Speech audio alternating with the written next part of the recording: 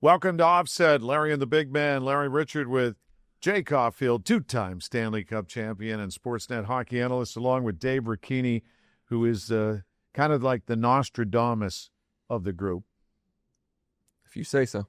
Well, it's a long season. We'll see. But at least we get to do our picks this time because with the bye week, how about just real quick off the top, the Steelers don't play. They're coming off a giant win. They're 3-1, and every team in the division lost, so they picked up ground without doing anything, and they're hosting the Browns Sunday. The divisions, the Baltimore Ravens right now. Look, I had Baltimore as a pick to go, come out of the AFC. What's going on there is I can't imagine if you're a fan or a diehard fan in Baltimore. They might be the biggest surprise. They might be the worst team in the league right now. You watch them, even with Lamar Jackson, when he was the last game, they have no life. They have no jam whatsoever. Defensively, they got run over again yesterday, and I can't imagine what that's like, but there's certainly nothing. And to your point, Larry, the rest of the division goes flat. The Steelers make up ground, and it was a great day. All I'm suggesting is they're in an unlikely position based on what people thought before the season. We got a long way to go, but we'll see. Yeah. Meanwhile, let's dial back to Saturday's college football. Speaking of coaching changes and talk, because I think John Harbaugh is on the hot seat in Baltimore. Yeah. But the buyout for Joe Franklin is James, that's his brother. James Franklin. I wish they had Joe Franklin coaching right now. Hey, the way Larry said it, if the name's ever wrong, it just comes out smoothly. I don't know what it is, but it was good. Jay, how could I forget? Yeah. Because a lot of people aren't forgetting. What happened the first time a top 10 team in 40 years lost to an 0-4 team, in this case, on the left coast of UCLA? What happened? I sent a text out to somebody that said, actually, it's a genius move by Franklin, because what better way to get people to forget about your record against top 10 teams than to lose to an 0-4 team? Now nobody's talking about the 4-21 record against the top 10 teams.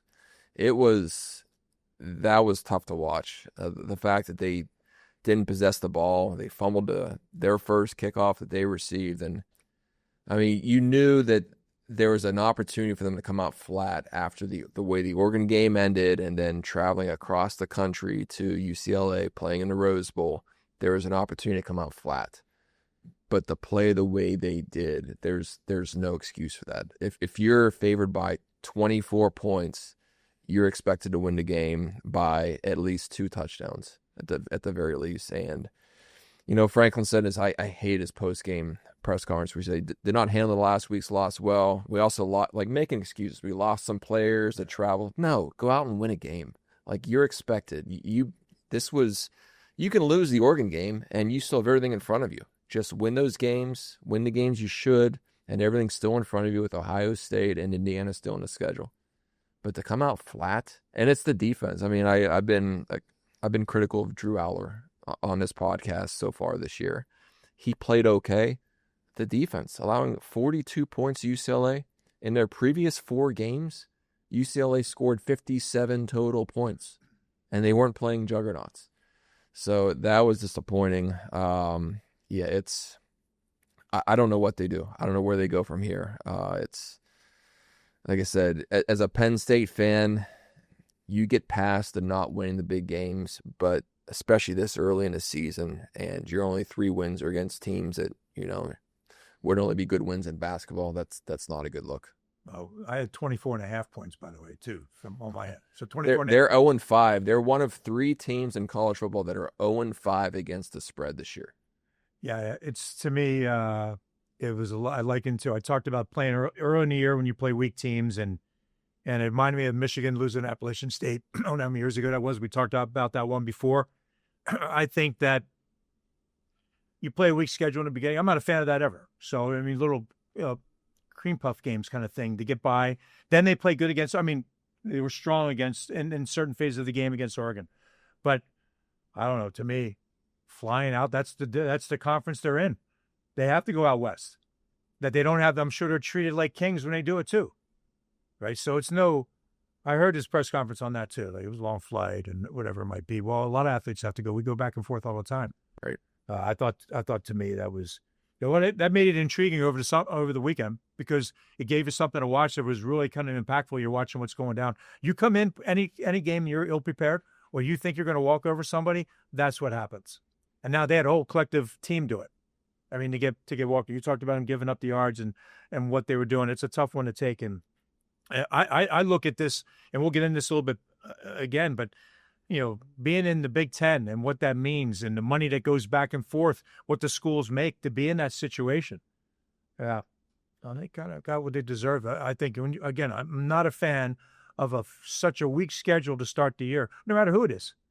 But when you do that, you feel like you have the balls enough that your team is going to be good enough to walk over or whatever. You went out to UCLA, and they have to cover up half the stadium because there's no fans there. Right. The big UCLA banner in the background. I mean, think about how different it is in UCLA and Penn State. Compared to going to a whiteout at Happy Valley. Yeah. His payout, if they wanted to make a change, is ridiculous. I don't know that I've ever heard a higher payout in college or pro football for a coach. Who decided that was a good idea at Penn State? What's the number? $50+ million. When we're done, they're going to pass my hat around. We're going to take a collection to see how much we can raise for that. I mean, well, so Larry, so part of when I was looking at, and we'll get into this one topic that I don't know, the topic that the blitz topic, but you realize every team in the Big Ten gets $100 million a year from their TV deal. $100 million a year. That's not even telling what they're getting from the Big Ten, but from their TV deal, $100 million a year. And today, so what? 16, 17 teams in the Big Ten get $100 million a year, roughly around $100 million a year. So if they want to buy him out, they could. Yeah, they could. But I don't think they're going to want to spend that I don't think they want to do that. I don't think. But think about that number. Prior to this game, the talk was you'd never beat the big teams, right? I mean, the numbers are what they are. But this is added, being back-to-back losses, and now the season is teetering on the brink. You're right. If they could run the table, they could be very much back in the conversation. They have the talent to do it, but something has to be shaken there. Yeah, I mean, they went out and got Knowles from Ohio State as a defensive coordinator, paid a pretty penny to get him. You thought, okay, maybe that was the move. But again, the defense has been their strength in previous years. It's been the inept offense and, the timeliness of the big plays. I kind of liken it to the recent stretch with the Steelers and how, okay, every year you're finishing above 500. You're not winning the playoff games. It's kind of how Penn State's been. They've only had a few, poor seasons, and most of those are right after the regime change to Franklin when he came over from Vanderbilt. But I mean, at some point, especially now with the expanded playoffs, if you're paying a coach as much as they're paying him, and they're investing like they are in NIL, this is a team. This is a team that's got to be in the playoffs every single year now, and it just, Here's one thing that kind of separates. It was different. Like, we can talk about, there are some players right now on that roster that might be making more than guys that are in the NFL, right? Aller's making over 2. Okay. So that's why it's a different world right now. When you can sit there and go, okay, the NIL money, they're not amateurs anymore, where you almost can feel for a young team or a young player who's got all the pressure and not making money. Now they're making money in the NIL deals. You said $2 million a year. Yeah, that's more than some guys in the NFL. And if you don't do your job in the NFL, they replace you. Right. So, here, college is I don't think it's going to be. So when they go back, it'd be interesting to see what happens in a week. But you're going into, week 5, week 6 for what you're going to do now. And they got beat by a team that replaced their coach and their offensive coordinator, and all that went with that. But it's a different world when guys are being paid money and the pressure that goes with it. So, and they're hitting the halfway point of the regular season already this weekend for those who didn't have a bye and those who did. And speaking of that, what do you think Pitt's feeling with Eli Holstein reportedly making pretty penny in NIL money, but they have to start a true freshman over him to energize the team. And lo and behold, he comes out against Boston College, and first drive, he goes down the field and scores 30 for 41, 323 yards, 4 touchdowns and no picks. for Mason Heichel, who's out of Oregon, Ohio, Yeah. a true freshman. He's 18 years old. Yeah. Now I wonder what his NIL deal is. Well, I think first of all, a team gets lifted when if there's a change. Whether it's just Holstein was the talk leading into the season. Then it goes sideways and not good. They make a move. I think the team buys in. They bought into it. They jumped all over. They hadn't been playing well, so they jumped all over it, and then everybody bought in. And when you get everybody buying in, and every phase of your game is working, you dominated the other day. That's great for that kid. I felt for the Holstein is they put him in for mop-up duty late in the game. It was a little, whatever. It's the way it goes. Part of sports, but not my favorite. For them to beat a Power 4 team with a true freshman was a little bit of a shocker when you looked at the score, 48-7. Yeah. And now they go on the road to Florida State. We'll see, but what a great start. Complete flip of the momentum and energy of the team. You had just lost 2 games late in the game, last week against Louisville, and then before the bye, West Virginia.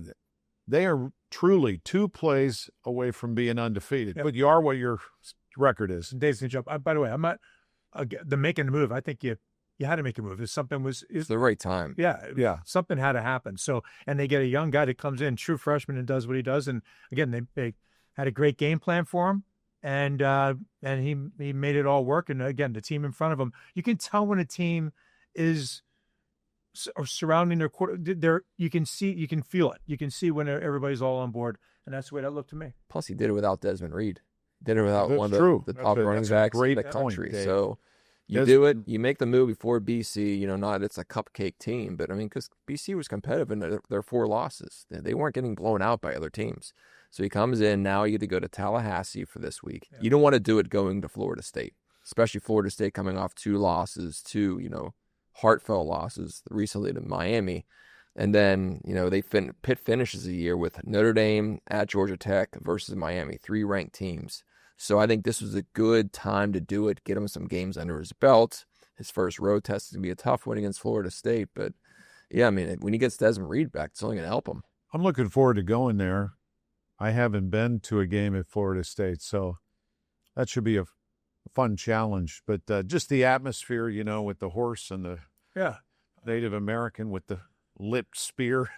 You'll be on the sideline, right? Surprised they're still allowed to do that, Larry? You're shocked? Yes. That's because the tribal people won it. Yeah. To go back, University of North Dakota, Fighting Sioux, which is the greatest. It was a great name and great uniform, everything that went with it, and they took it away, which, I don't know, it's like a sign of respect. Like the Fighting Sioux, they don't take the Fighting Irish away. All the Irish, right? They don't take that name away. Why would they take Fighting Sioux away in North Dakota? Well, they still do the tomahawk chop in Atlanta, too, don't they? They do in Arrowhead for the Chiefs. Yeah, they still do it. They still do it at Florida State. They have the full support of the tribal people. They said, they take it as it was meant to be. Is like, this is an honor. Yeah. It's I don't not understand why we wouldn't think that. Yeah, it's right. It's true. No, I think the same way. I will say, so my oldest brother, Jim, played football at IUP when they were the Indians. And growing up, I used to dress up as an Indian to go to the games. Now I can't dress up as the Crimson Hawk, so that's been retired. But I made the front page of a newspaper back at the Blairsville Dispatch back in the day. Bring that in next time. I will not to see that. All right, let's talk about the top 5 ranked teams. Ohio State continues to roll. They had no trouble with the Golden Gophers. No. And outside of Penn State losing, which was really the big shock of the weekend for ranked teams. Other than that, what do you think of the top 5? Yeah, I think when I just think about the top 5, and then even if I looked at the top 25, I'm mentioning that because Penn State and Texas both fall out of that top 25. And the crazy part, even that I think Penn State got more votes than teams that beat UCLA before them, and they still get more votes. So, yeah, look, the top 5, you got Ohio State, Miami, Oregon, Ole Miss, and Texas A&M. I think the hype, I guess what it's about is the preseason hype that came on top of, say, Texas with Manning, and then Penn State's hype. And they're the 2 teams you look at that have faltered and have fallen out of that top number. And they should be out of the top number right now. They should be out of it. The top 6 teams to start the season, you had Texas, you had Penn State, Ohio State, which has lived up to it, Clemson was 4. They're 2-3 now. They're also out of the round. So 3 of the top 4 teams to start the year in the AP are out of the top 25. Georgia, and then Notre Dame was 6, and they start the year 0-2. So first off, just get rid of preseason rankings. Yeah. Like the college football ranking comes out early November. That should be where it starts, because why is Penn State even receiving votes? They beat nobody. It should be based on who you beat in your schedule that year. Plus, with the transfer portal and NIL, teams can change radically one season to the next. It's not like the old days where you had at least kind of a running as you went freshman, sophomore, junior, seniors, red shirts.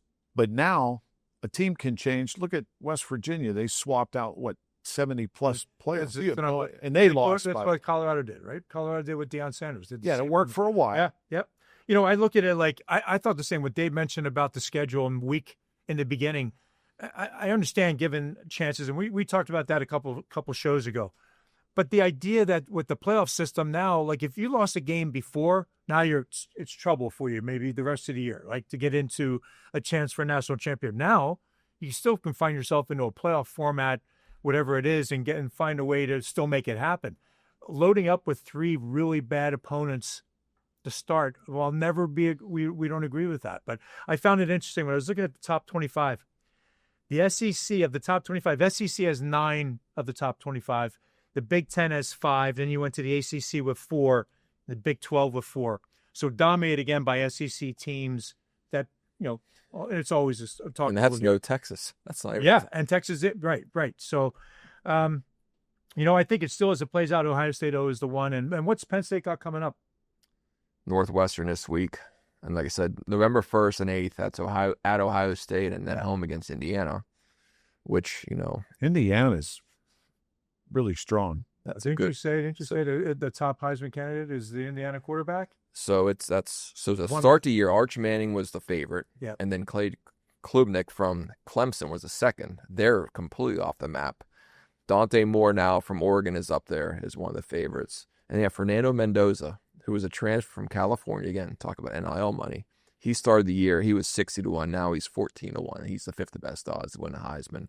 By the way, those 2 teams play each other this week, Oregon, Indiana. That could be one of the best games this weekend. It's a good matchup. You still have a way. You have to now win now you have to win the games, like the Ohio State game. Now you have to win something in the reverse. Like you shock the system by losing to somebody you shouldn't lose to when you're that big of a favorite. Now you have to go in and win.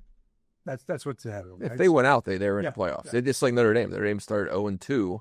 They may not play another ranked opponent this season, but if they win out, they're going to be in the playoffs. Yeah. Just based on when you win your games. One of the shockers for me is Clemson. The Clemson Tigers, Dabo Swinney. Thank goodness they got some Belichick this past Saturday. Because what is he doing? There's some memes out there. Belichick quit. It's pretty. Well, fun. He took a career. What doesn't really matter, but I think he took a career where he was going to be regarded as one of the best coaches ever. And what's taken place over the last? Now he's doing yoga on the beach. Yeah, but if I'm one of having your girlfriend come out at the bench, I mean, truthfully, no matter, I don't like it. I don't even like seeing it when players today. We weren't even used to that. That was even a possibility when we were playing before. Dan playing before. Lambert. You imagine Lambert going up to his wife and giving her a hug and a kiss before he played? It would never happen.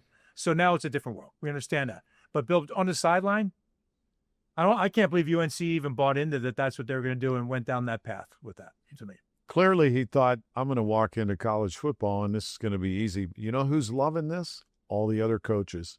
Oh, yeah. Tom Brady, especially in the ACC. Yeah. And they're all loving it. Oh, very true, lad. Very true. All right, that brings us, since Jay's getting a little sour, the big man blitz. What's on the radar today? No, I'm talking about that realignment. And the realignment part was just about, we said, listen, there's the Power Four was always talking the Power Four, right? And it was, when you had the Power Four, it really came about because the Pac-12 got into problems, right? So I could never understand why would Penn State, we just talked about, why would Penn State want to go out to UCLA? And then vice versa, whatever it is. The 17 teams, you literally are traveling all over the thing. The rivalries that you really had, like why can't they play Pitt, which is really good for this whole, the true rivalries that you have, and they're letting them dissolve, and it's greed, it's money, right? And I told you, I just said a little bit ago that I believe each team in Big Ten gets close to $100 million a year for being in the Big Ten. So Rutgers might make more than Alabama get given to them each and every year because they're part of the Big Ten. That's my problem. I have a problem that you took away the natural rivalries that we had, and I get it. You need money to, they'll say to run a sports team, it's costs a lot of money, and give them the greatest education. Well, people spend a lot of money. How many students are at Penn State? 50 over, yeah. Okay, 50,000 times whatever number, which is always something that goes unnoticed. So how much you have to pay for a college education for kids, whatever. But I think the number that for me, that the realignment has taken away that true game. There wouldn't be anything better than watching Pitt play Penn State for our area, for around here. And I'm sure there's other ones across the country that you still have to have those. I still would like to see those rivalries, but that realignment, and it's all about the money that they can get. And then you go and you understand, really, it's Power 4. It could quite possibly be a Power 2 after some time. You watch what they end up eventually doing, but there's so much money in the TV deals, and they got the right ones. Can we change the name? Can we change Big Ten? So they're no longer 10 teams. Yeah, there's not the Big Ten. It's not 10 teams. That's right. That's a great point. Most fans probably don't even know that. Yeah, there's 17 teams in the Big Ten, and you can do the same thing across the board. Right? You have the ACC, you have the Big Ten, you have the Big 12, and then you have the SEC. They're the powerhouse. And one's trying to make sure the other one doesn't become too powerful. I said, I wouldn't be surprised one time we're talking about the Big 4 or the Power 4. It can end up being a Power 2 before you know it. Well, they're complaining about the travel. Yeah. Like James Franklin complained about that travel. Yeah, if they didn't have to travel across, they would have won that game. They would have won that game. They had to travel across the country. It's a shame. I so bad. Look, whenever you have a chance to fly anywhere, even as a college athlete, I can go back and remember when we flew to Colorado to play our games or flew into Montana. It's like the greatest thing ever, right? You're in college and you're flying all over the place. I'm sure they're being treated even way better. And when you're in the NHL, we flew commercial in the NHL. So we were through airports all the time. And I can remember we would be in Minneapolis so many times. There was like a hub in the middle. We would pass multiple teams, some wouldn't talk, some would talk, but we would pass teams in the airport. They don't do that. They travel so well and they charter and it's done so well by the leagues and the teams. But they miss out on a certain thing. I've said before, they miss out on the thing the night after a game. Maybe you stay out and go out for a beer. You have a good game, whatever it might be, or a bite to eat.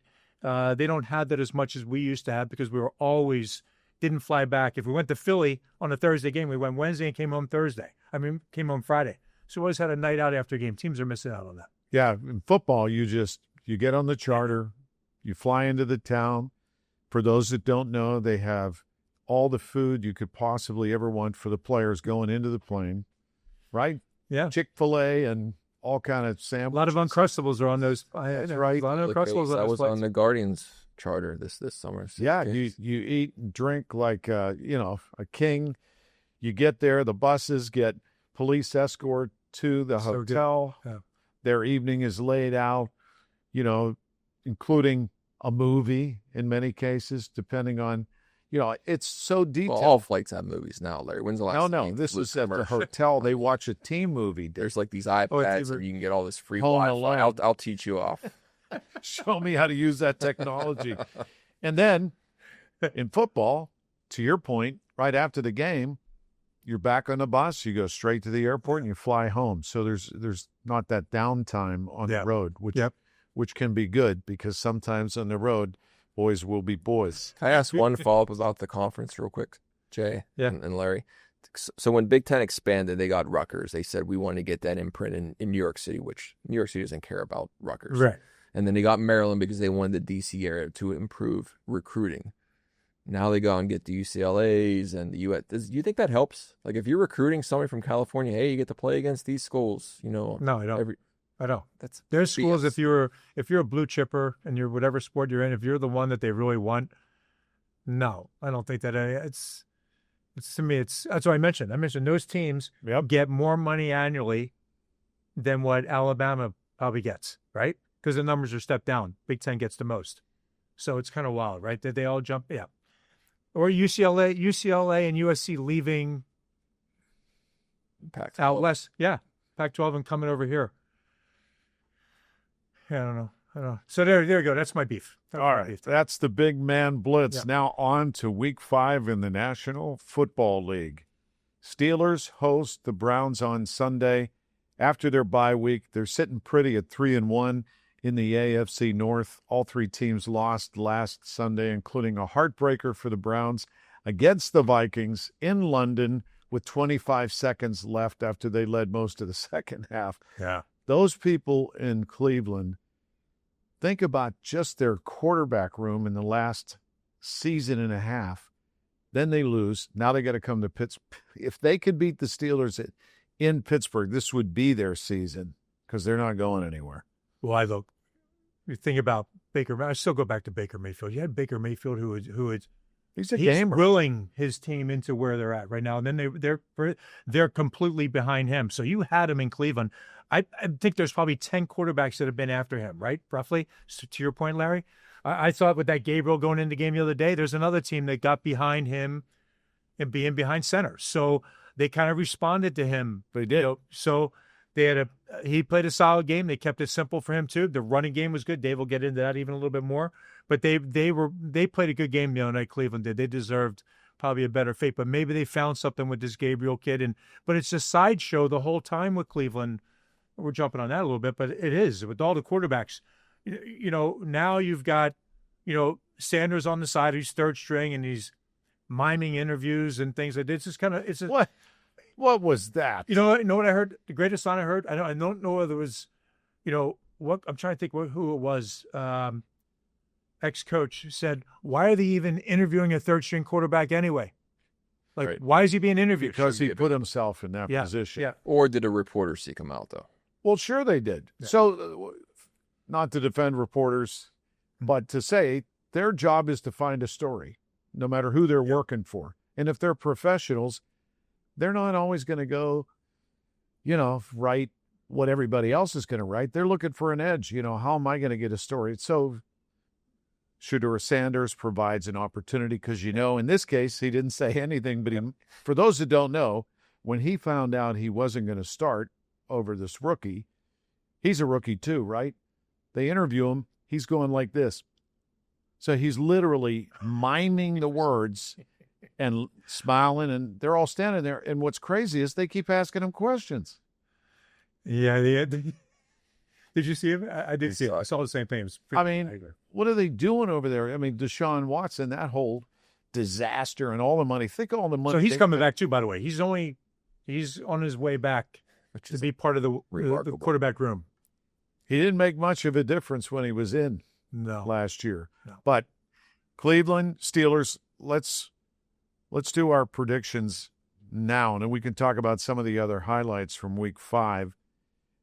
I think the Steelers have built some momentum home against the Browns, who are reeling, but, you could throw the records out some years between these two teams. Big man. I'm going to go with 27-10 Steelers. Wow. All right, 27-10, Jay Caufield. Wow. Okay. 27-10. All right. Well, I liked what I saw from Gabriel. I thought, again, I was a little skeptical when I heard they're going to debut him in London. That's a tough first start to make, but he performed well. I mean, again, he's not going to be taking a lot of deep shots. He's going to be a game manager. That's what he was at his 6 different schools that he played at in college. And then they're getting a lot out of the rookies. So Gabriel makes his debut. Quinshon Judkins, the running back from Ohio State, over 100 yards this past Sunday against Minnesota. On the defensive side, they have one of the top rookies in the league, and it's not their first-round pick. It's Carson Schweschinger, the linebacker from UCLA. He's third odds-on favorite to be Defensive Rookie of the Year right now. And then it all goes back to the defensive line again. We all know the name Myles Garrett. Who's going to block him for the Steelers? But also in the interior, they invested a first-round pick on Mason Graham from Michigan. He's having a decent year. They signed Malik Collins from the 49ers. He's second on the team in sacks. I don't know how they're going to score 27 points. They're still second in the league in yards allowed. Turnovers, bro. They're going to create turnovers in this game. That's a lot of turnovers. I will say 2. They're going to 2 turnovers inside the territory. Maybe he's Nostradamus. I'm not Nostradamus. No, I'm betting on this is now Gabriel's second game. They just watched him, right? They just watched him play. They watched what he's going to kind of do. And I think the Steelers are going to, they're a little tendency now, they're being ball hawks right now. But they need to, by the way, they need to do it, in my opinion. That's what they need to do. They need to set the tone. All right. I'm getting there. They give fewest rushing yards per game, so somebody has to step up on the opposite of DK Metcalf this week because they got some 2 good corners, I'm going to say. In a close one, 16-13 Steelers. Wow. 16-13. No chance either team sniffs the 20s. No. All right. Could be true. I don't like the bye week, by the way. I don't like that the bye week fell right now. I'm sure every Steeler fan felt the same way. It was something was really missing this week. That's why we did the Mario Lemieux walk, 6.6 downtown. It was very nice. Pictures, you and the dogs. And the dogs. Walk the dogs. Great turnout. It was a great turnout. Beautiful weather. Yeah, beautiful weather. But you can do it on a bye week. It's a good week. It was a great for a great cause too. But I do think the bye week we're all into it right now, right? So I'm glad it's over. Now we can just watch them play ball and looking forward to it. Yeah, the league obviously had nothing to do with worrying about what we think. They did. The bye weeks come when they come. Mm-hmm. Hopefully there won't be some kind of layoff. Hopefully the opposite happens, get some guys a little healthier. I say Steelers 21-17 over the Browns. So we got 27-10 by the big man, 16-13, Dave, 21-17. We'll see. All right, gentlemen, before we move on, let's talk about some of the games that intrigued you last weekend. This is Week 5's in the books. Yeah, I think last one of them, New England beating Buffalo. All right, so I thought that huge win for New England. They looked really good in a lot of different ways. Mike Vrabel doing a great job. I found it funny because when the Steelers beat New England, it wasn't that kind of talk. Now they beat Buffalo, so it gives you a different light about what the Steelers did in that game. I also, when I look down the line, I can't get over Baltimore. Worst start after 5 weeks, worst start in their history. And they look all of that. They look like they're nothing. They have nothing to offer is what it looks like right now. They need major regrouping to even be respectable by the end of the year. I don't know what's going to take. There's so many injuries, but that's the one. I also think the Colts look really good. And you look at the Chargers and a big win by Denver in Philly on the AFC side. Denver made a huge move with that big win in Philadelphia. And that's what I had on the AFC side for me. Yeah, the Ravens. I mean, yes, Lamar didn't play. The offense didn't look great. But, again, Derrick Henry since week 1, 169 yards against the Bills. Since then, 23, 50, 42, 33. That's not the formula for winning football for them. And then on the defensive side, yeah, they've had a ton of injuries on the defensive line and in the secondary. But still, they are last in the NFL in points per game at over 35 points per game. And second to last in yards allowed per game.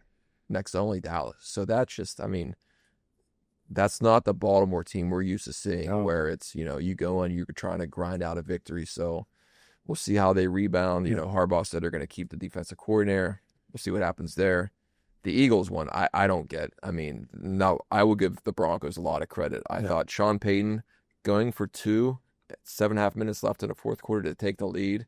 I mean, Bo Nix, first off, he's a gamer. Yep. He's a gamer. But the Eagles were in control the entire game. And you look at the final box score. Saquon Barkley had 6 carries. Like, what are they doing? I know there's been some drama with the A.J. Browns and the wide receiver room. Yep. But why is Jalen Hurts throwing the ball 38 times in a game that you're winning? It took the Broncos 18 unanswered points in the fourth quarter to win that game. Right. It's inexcusable for Saquon Barkley to be used as little. I'm not talking as a Penn State fan. It didn't make sense to me. That was one. Especially for a team that's hoping to repeat. You don't blow an 18-point lead at the game. Well, they're getting by they've blocked field goals. We saw what they did to win the other game. So, it is. They are just kind of hanging on and trying to repeat. Like I thought, too, Detroit, again, I know they did what they needed to do against Cincinnati, but they can play the game any way you want. So I think Detroit right now, to me, is the cream of the crop. I talked about Baker Mayfield in Tampa Bay. Another big win against, to me, I think Seattle, too. Aaron Donald, he's doing a Sam Darnold. Sam Darnold, rather, Aaron. Yeah. We could use Aaron Donald. We could use it. Sam Darnold's doing a great job again, and now in Seattle. And that game against Baker, he and Baker Mayfield back and forth. I think Detroit, Tampa Bay. Then you get the 49ers, Seattle, and the Rams. The Rams, another team that gave the game away. Going in for the lead, and they fumbled at the 1-yard line. But the cream of the crop, if you look at through the NFC, Philly, Detroit, Tampa Bay, 49ers record's where it's at, but I'm not sure they can sustain it. I don't know. Their injuries have been tough. But Seattle and the Rams, I think they're going to make it tough down the stretch. I mean, that's it. That's on the NFC side. And we talked about the Steelers, where they're at. 3-1, sitting in a good position with the way their division looks. I think the Bucs are a great case for, going back to the draft. Why you draft the best player available and not for need. They draft Mbuka from Ohio State when they have Mike Evans on a roster. They already re-signed Chris Godwin. They drafted Jalen McMillan the year before in the third round, who had a pretty good rookie year. And here they draft this guy from Ohio State. He's legit. And I know Evans is injured now, but it just goes to show that take the best player available. He's been outstanding for them. You talk about giving a game away. How about the Cardinals? Again, second straight week where a guy, and we're talking about a fourth-string running back in DeMarcado, they would go up 3 scores in the fourth quarter if he hasn't dropped the ball before going in the end zone. And it was close. I mean, yeah, it was. There's no excuse, but that was. I mean, I'm not sure why I'm not even sure why he slowed down. Like the last 10 yards, and the guys coming behind you. Slowed down because I didn't get it. It was rolling pretty good. I didn't get it. Life lesson. 2 straight weeks. Yeah, but how many lessons? Maybe he never gets another chance. We'll see. He might not because his coach wasn't. Jonathan Gannon wore him out on the sideline. Yeah. It was. What do you do? Everybody was hugging him before, but then they ended up losing the game. I'm not sure they'd be hugging him after. Right. It's a different. I don't get it either. All right. That said, it's a hockey night in Pittsburgh, and Saturday, I know they have the Rangers coming back to town. I'm just curious, Jay, do you think Mike Sullivan will get a warm return welcome from the Penguin fans? Absolutely will. Yeah. He was one of the best. He'll be one of the best coaches that ever came through here. What he did, how he turned the team around, he did such a great job, and he was all part of it. Like I was saying before, when you become a coach and in a role like that, the meter's running right away for you to when's the day end. He went on for a long time, and when you don't win in the playoffs and you don't have that system, you don't make the playoffs late. But it's not. The roster is what it is, and how the goaltending. But I do think, Larry, they're going to give him a great ovation. I'm sure it'll be a great video tribute to it because he was a part of such a big part of the Penguins and what he meant. It'll be great to see him back, and he has a great opportunity. His family's in Boston. It's ended up being nice for him and to be in New York, and it's a big job ahead of him there. But what a great thing for him, and he earned it. You mentioned the goalies. I'm interested to see how the goalie situation plays out in the first week, 2 weeks with Jari and Seeloffs. Yeah, what is that distribution like with them? And then Sidney Crosby, some milestones within reach. Entering the season only 36 points behind Mario for the all-time lead. Yeah, it's pretty amazing. That's an amazing thing. It is pretty. I think Sid would be the first one too, Larry would say, but look how many games Mario. But it is what it is. But he's the first always says, well, look how many games what Mario did it in. I think too, I'm going to say something about the goaltending part too, Dave. Look, you got to treat Jari's your number one. You got to treat him like a number. He's going to be your number one. So you got to roll him like you need to roll him. And then if there's back-to-backs when you get there, but it is going to be. There's no battle no when the first back-to-back comes up. But they play, we know how it goes. It goes into Saturday from tonight into Saturday. You got to roll with your guys as the number one. And then next week, the West Coast trip right away. Already. Yeah. And they need a fast start. They haven't had that in the last few seasons. It would help. Yeah. They need to have a great start. Our conversation the other day with Pierre Maguire, you need to start just because of how the roster is constructed and all the talk about trades. If you start off flat, then they gotta try and get the ball moving to move on from veterans that are here. But if you have a nice start, then it might make you think differently a little bit about it. Because I think I watched them play their preseason games, and we had the opening night with New York. How they're going to play the game. They're going to play the game hard for Coach Stan Muse. All right, Jay Caufield, Dave Ricchini. We want to thank Ryan Jorgen and Logan Douglas. One Team Media with Brian Hess and our strategic partner with my employer, Odyssey Pittsburgh, and Michael Spacciapoli. And also, we talked about Dave Rourke, our title sponsor, the Rourke Automotive Group, do such a great job. And again, you got to take advantage of the Rourke Advantage what they have. It's the state inspection, lifetime state inspection, lifetime oil change, engine warranty. They've been great from beginning to end. Thanks, Dave. Offset, Larry and the Big Man. We'll catch you next week. And good luck this weekend. That's a wrap.